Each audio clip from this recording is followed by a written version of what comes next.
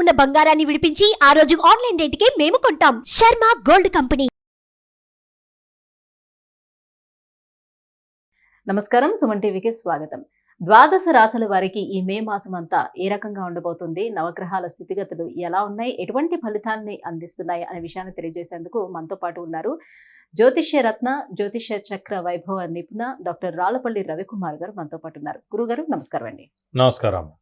గురుగారు, ద్వాదశ రాశుల వారికి ఏ రకంగా ఉండబోతుంది మే మాసం అంతా అనే విషయాన్ని తెలుసుకునే ముందు నవగ్రహాల స్థితిగతులు ఏ రకంగా ఉన్నాయి వాళ్ళ మొత్తం అంతా కూడా. రవి గ్రహం వచ్చేసి మనకి వృషభ రాశిలో ఉన్నారు. అలాగే కుజుడు వచ్చి మనకి మీన రాశిలో ఉన్నారు. అలాగే రాహు వచ్చేసి మనకి అదే మీన రాశిలో ఉన్నారు. అలాగే గురువు వచ్చి మనకి 1 మే నుంచి గురువు మారుతున్నాడు కాబట్టి గురువు మనకి వృషభ రాశిలో ఉన్నారు. అలాగే శని స్వస్థానమైన కుంభరాశిలో ఉన్నారు. అలాగే శుక్రుడు వచ్చేసి మనకి మేషరాశిలో ఉన్నారు. కొన్ని రోజులు మే 15 తారీఖు తర్వాత నుంచి మటుకు వృషభ రాశిలోకి వస్తాడు. అలాగే ఆఖరిగా వచ్చి బుధుడు వచ్చేసి మటుకు మనకి వృషభ రాశిలోకి వస్తాడు. ఇప్పుడు మనకి నర్మదా నది పుష్కరాలు కూడా స్టార్ట్ అండి 1 మే నుంచి. మనం ఎప్పుడైనా సరే ఒక రాశి నుంచి ఇంకో రాశికి గురువు మారినప్పుడు ఎలా చూసుకోవాలంటే, పుష్కరాలు ఎప్పుడైతే ఆరంభం అవుతాయో ఆ రోజు నుంచే మనకి గురువు ఒక రాశి నుంచి ఇంకో రాశిలోకి మారుతున్నట్టు అన్నమాట. బట్ 1 మే నుంచి మటుకు మనకి వృషభ రాశిలోకి గురువు ప్రవేశించాడు. ఈ సంవత్సర కాలం అంతా కూడా మనకి కేవలం ఒక సంవత్సర కాలం ఉంటాడు. సంవత్సర కాలం ఉంటుంది. అందుకే 12 రాశులు కాబట్టి 12 ఒక్కొక్క సంవత్సరం కలిపితే పుష్కర కాలం అంటారు మనం. సో అందుకే 12 సంవత్సరాలకి పుష్కరం అంటారు. గురుగారు, ఈ మే నెల సింహరాశి వారికి ఎలా ఉండబోతుంది? రాశి ఫలితాలు ఎలా ఉన్నాయి? నవనాయకులు వీళ్ళకి ఏ రకంగా సపోర్ట్ చేస్తున్నారు? సింహరాశి అనగానే మనకి మఖ 1, 2, 3, 4 పాదాలు, పుబ్బ 1, 2, 3, 4 పాదాలు, ఉత్తర 1వ పాదం. ఈ నక్షత్రాల సమూహం వచ్చేసి మనకి సింహరాశిలోకి వస్తుంది. ముఖ్యంగా వీరికి చూసుకుంటే మనం ఎక్కువగా మాట్లాడేది గురువు, శని, రాహు, కేతుల గురించి అండి. సో గురువు మనకి దశమ స్థానంలో చాలా బాగున్నాడు. అలాగే రాహు మటుకు అష్టమంలో ఉన్నాడు, సరిగ్గా లేడు. అలాగే ద్వితీయంలో కేతు కూడా సరిగ్గా లేడు. అలాగే సప్తమ స్థానంలో కూడా శని ఉన్నాడు, అది కూడా సరిగ్గా లేదని చెప్పుకోవాలి. సో గురుబలం రీత్యా మనకి ఏంటంటే అవివాహితులు వివాహం అవడం, సంతానం లేని వారి సంతానం కలగడం, నిరుద్యోగులు ఉద్యోగం రావడం, ఉద్యోగస్తులకు promotions, name and fame, boss నుంచి మనన ఇవన్నీ పొందేందుకు అవకాశాలు ఎక్కువగానే ఇవి బాగున్నాయి. అలాగే గురువు వ్యాపారానికి కూడా, అంటే ధనకారకుడు గురువు అయ్యాడు కాబట్టి వ్యాపారస్తులు కూడా పట్టిందలా బంగారం చెప్పవచ్చు. అలా అని చెప్పి మిగతా గ్రహాలు బాగాలేవు కాబట్టి కొత్త వ్యాపారం స్టార్ట్ చేయొద్దు, ఎక్స్పెన్షన్కి వెళ్ళొద్దు. ఉన్నది ఏముందో అదే సరిపెట్టుకోవాలి. అలాగే అప్పులు కూడా కొత్త అప్పులు చేయాల్సి ఉంటుంది. అప్పులు వాళ్ళ బెడద కూడా తప్పదు. షూరిటీస్ పెట్టకండి, స్పెక్యులేషన్స్ జోలికి వెళ్ళకండి, మధ్యవర్తిత్వం వహించకండి. మీరు ముఖ్యంగా ఎప్పుడు చెప్పుకున్నట్టే సప్తమ స్థానంలో శని ఉన్నాడు కాబట్టి కొంచెం వైవాహిక జీవితం ప్రస్తుతం భార్యాభర్తల మధ్య అన్యోన్యత లోపించడం, చిన్న చిన్న తగాదాలు ఏర్పడడం, ఇవన్నీ జరుగుతుంటాయి. అలాగే సప్తమ స్థానం అంటే ఇమీడియట్ బాస్ కూడా అని చెప్పాను. ఇమీడియట్ బాస్తో కూడా చిన్న చిన్న గొడవలు ఉంటాయి. అలాగే పార్ట్నర్షిప్ అంటే వ్యాపారంలో పార్ట్నర్స్ ఎవరైతే ఉన్నారో వారి మధ్యన కూడా తగాదాలు ఉండేందుకు అవకాశాలు ఎక్కువగా ఉన్నాయి. ఇవి కాకుండా అష్టమ స్థానం మటుకు రాహు ఉన్నందుకు, అష్టమ స్థానం అనేది యాక్సిడెంట్స్ స్థానం, ఆయుష్ స్థానం కాబట్టి అక్కడ రాహు ఉన్నాడు కాబట్టి 50% ప్రాబ్లం అండి. ఆ రాహుతో పాటు కుజుడు కూడా ఉన్నాడు ఈ నెలలాళ్ళు. కాబట్టి కుజరాహుల కలయిక చాలా డేంజర్. కుజరాహుల కలయిక అంటేనే యాక్సిడెంట్స్. కాబట్టి యాక్సిడెంట్స్ అయ్యేందుకు అవకాశాలు 100% కూడా ఉన్నాయి సింహరాశి వారికి. అంటే ఒరిజినల్గా జాతకరీత్యా బాగుంటే కనుక అంత జరగదు.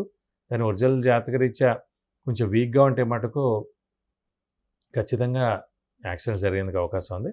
కాబట్టి మీరు వెహికల్ డ్రైవింగ్ జాగ్రత్తగా చేయాలి. అలాగే మీ వెహికల్ కూడా ఈ నెలల్లో ఎవరికి ఇవ్వకండి. ఇస్తే కనుక మన పేరు మీద ఉంది కాబట్టి ఆ వెహికల్ యాక్సిడెంట్ అయ్యేందుకు అవకాశాలు ఎక్కువగా ఉన్నాయి. కాబట్టి వెహికల్ డ్రైవింగ్ జాగ్రత్తగా చేయాలి ముఖ్యంగా. అలాగే దైవబలం పెంచుకోవాలి, దైవనామస్మరణ పెంచుకోవాలి, గురువుని దర్శించాలి, తీర్థయాత్రలు చేయాలి. గురువు యొక్క బ్లెస్సింగ్స్ పొందితే చాలా మంచిది. ఎందుకంటే ఇవన్నీ కూడా మనం ఏది దాటలేం, కానీ దైవబలం రీచ్ అయ్యి మనం ఏదైనా చేయగలం. కాబట్టి దైవబలం ఆల్రెడీ పరిపూర్ణంగా ఉంది, అయినా ఇంకొంచెం పెంచుకుంటే ఈ అవాంతరాలన్నింటి నుంచి మనం బయటపడచ్చు అన్నమాట. కర్కాటక రాశి వరకే కాదు, సింహరాశి వరకు కూడా శని ప్రభావం ఉంది.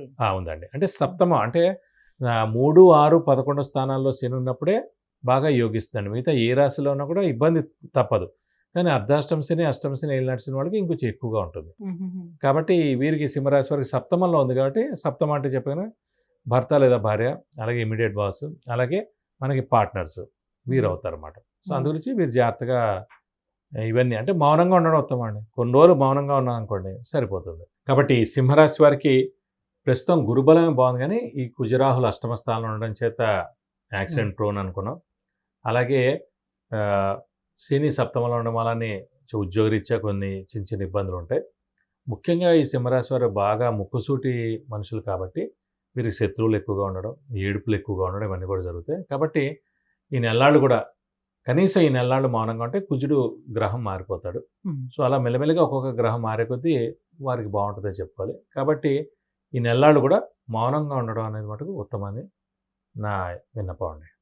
అయితే గురుగారు వ్యాపారస్తులకి ఏ రకంగా ఉంటుంది? కొత్తగా ఏమైనా వ్యాపారాలు స్టార్ట్ చేయాలన్నా ఆల్రెడీ చేస్తున్న వాళ్ళకి కానీ ఏ రకంగా ఉండే అవకాశం ఉంటుందా? వ్యాపారస్తులకి గడ్డు కాలం అనే చెప్పాలి. ఎందుకంటే ముఖ్యంగా ఈ ఇప్పుడు ఈ సింహరాశికి యోగకారకుడు, అదృష్టకారకుడు, లక్ ఫేవర్ చేసే గ్రహమైన కుజుడు కూడా అష్టమంలో ఉన్నాడు ఈ నెల్లాళ్ళు. అలాగే రాహు అష్టమంలో ఉన్నాడు, అలాగే శని సప్తమంలో ఉన్నాడు. ఒక్క గురువు ఒక్క గ్రహమే దశమ స్థానంలో బాగున్నాడు. కాబట్టి వీరికి మిశ్రమంగా ఉంది. కాబట్టి వీరు కొత్తది వ్యాపారం స్టార్ట్ చేయొద్దు, అలాగే ఎక్స్పాన్షన్ జోలికి వెళ్ళొద్దు, అలాగే అప్పులు కూడా క్రెడిట్స్ కూడా ఎక్కువగా ఇవ్వకపోవడమే ఉత్తమం అని చెప్పుకోవాలి.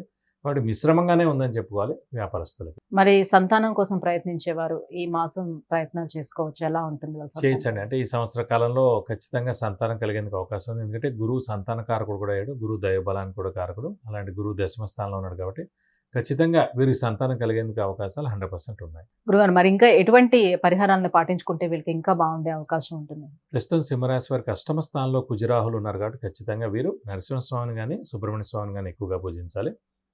నరసింహస్వామి అష్టోత్తరం, సుబ్రహ్మణ్య స్వామి అష్టోత్తరం రోజు చదువుకోవడం, అలాగే మంగళవారం రోజున సుబ్రహ్మణ్య స్వామి టెంపుల్కి వెళ్ళి 40 ప్రదక్షిణాలు చేసుకోవడం, అలాగే వీలైతే ఇక్కడ స్కందగిరి టెంపుల్ అని ఉందండి మనకి పద్మారావు నగర్లో. అక్కడ హోమం మరియు అభిషేకం మీ పేరు నక్షత్ర గోత్రనామాలతోటి చేయించుకుంటే కనుక దోషం మొత్తం ఏమన్నా కూడా అన్ని కూడా తొలగిపోయి మీకు అన్ని విధాలా మంచి చేకూరుతుంది. గురుగారు ఈ మే నెలలోని సింహరాశి వారికి ఎలా ఉండబోతుంది? ఎటువంటి పరిహారాలను పాటించుకోవాలి, ఎలాంటి దైవారాధన చేసుకోవాలనే అంశాన్ని తెలియజేసినందుకు ధన్యవాదాలండి. నమస్కారం.